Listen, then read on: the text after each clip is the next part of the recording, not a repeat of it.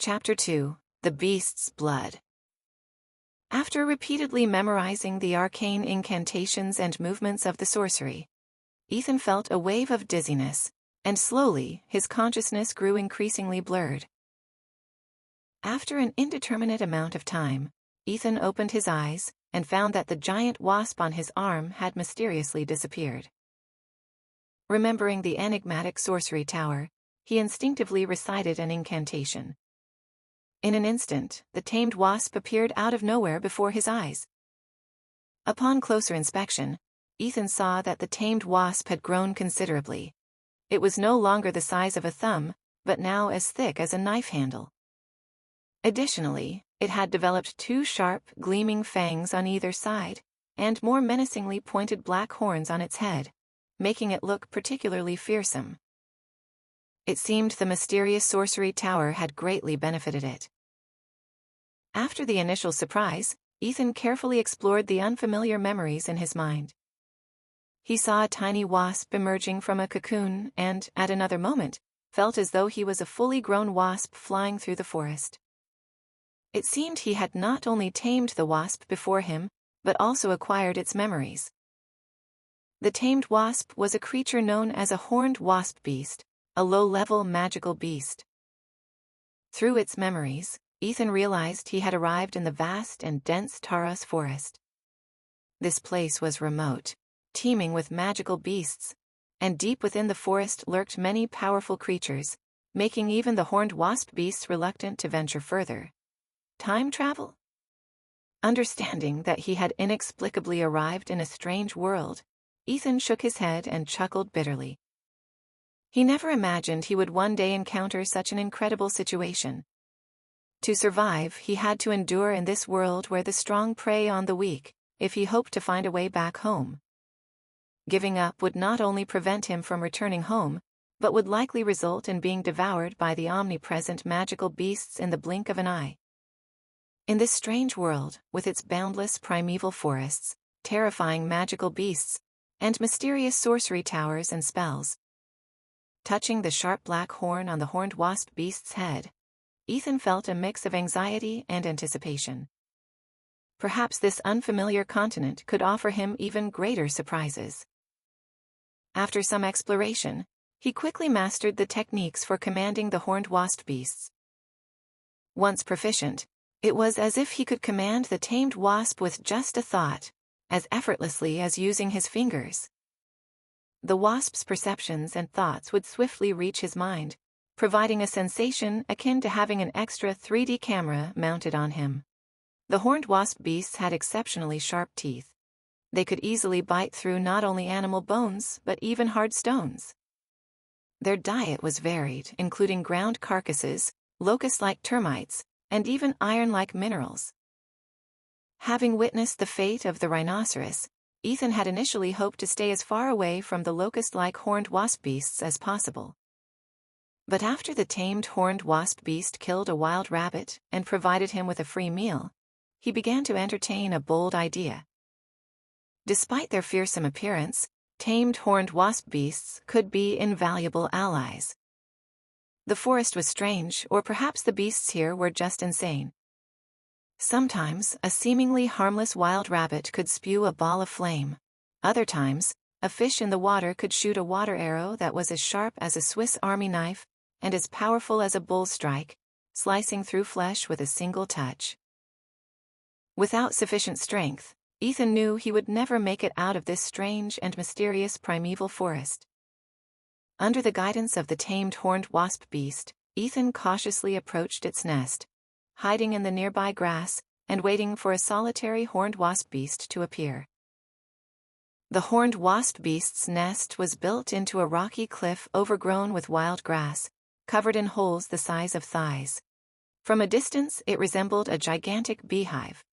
The nest was bustling with Horned Wasp Beasts coming and going, some carrying large chunks of unidentified beast meat, some carrying dry twigs as thick as a thumb, while others worked together to drag convulsing wild rabbits inside.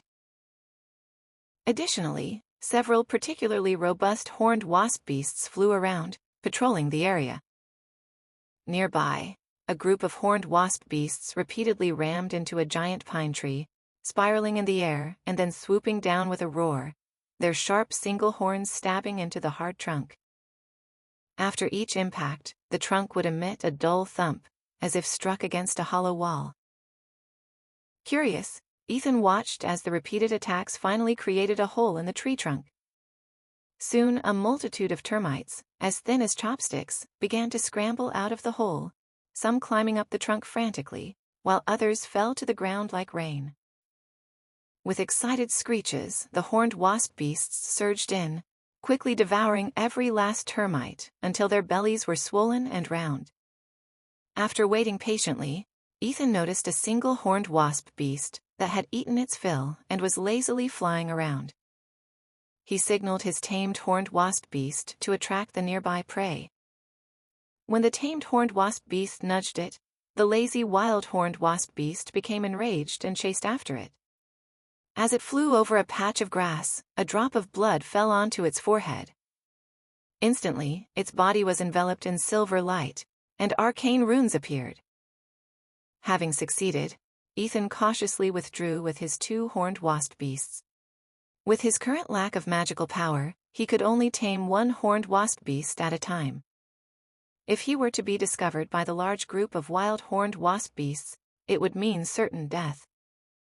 He withdrew carefully, and was about to rest when suddenly, his tamed horned wasp beast became tense, and eerie wolf howls echoed nearby. Tense, he crept closer and saw a wolf the size of a calf, facing off against a giant black and white python. The wolf was covered in black fur with sharp, gleaming fangs. Ethan had no doubt it could crush his leg bones with a single bite. The python, even more terrifying, had a body as thick as a barrel, with a crimson tongue flickering rapidly, and lantern-like eyes fixed intently on the wolf. After a moment of stalemate, the hungry wolf took the initiative to attack, howling and breathing out a ball of dark red flame. The coiled python did not back down, extinguishing the fire with a water arrow before lunging fiercely at the wolf.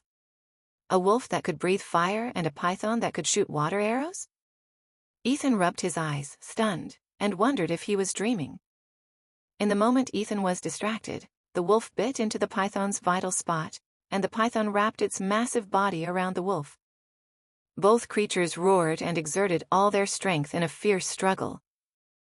After a dramatic battle, the wolf's spine was crushed, its pupils dilating, its struggles growing weaker. The python was in no better condition, its body covered in blood, with its critical spot bleeding profusely and its cries growing weaker. After successfully taming the horned wasp beasts, Ethan, pale-faced and famished, sent his eager horned wasp beasts to finish off the struggling python. Sitting cross-legged next to the twitching wolf, Ethan chanted the arcane incantations and lightly pressed his right hand on its forehead. Soon the wolf's muscles shrank inch by inch, and its body exuded faint blood chi. Gradually, a blood bead the size of a peanut formed in Ethan's palm. Blood condensation technique, a secret art of the blood sorcery, refining the essence of countless beasts? Looking at the crimson bead in his hand, Ethan hesitated for a moment, then gritted his teeth and swallowed it. According to the description on the obelisk, this blood bead, which refines the energy essence of beasts, was an invaluable aid for advancing in blood sorcery, and could rapidly increase magical power. Wow! Truly extraordinary. After successfully absorbing the energy from the blood bead, Ethan slowly opened his eyes. The mountains appeared greener, the sky bluer, and he could distinctly sense the wind and rustling grass within a dozen steps. Testing his strength, Ethan felt invigorated, able to smash a hole in a tree with a single punch. Clearly, the arcane sorcery was powerful not only for taming beasts, but also for enhancing one's strength through the blood condensation technique. Understanding the power of the sorcery, Ethan felt hopeful about escaping the perilous primeval forest. Since he was here, he might as well make the most of it. Perhaps, despite the inexplicable arrival in this strange world, he might experience a uniquely remarkable life.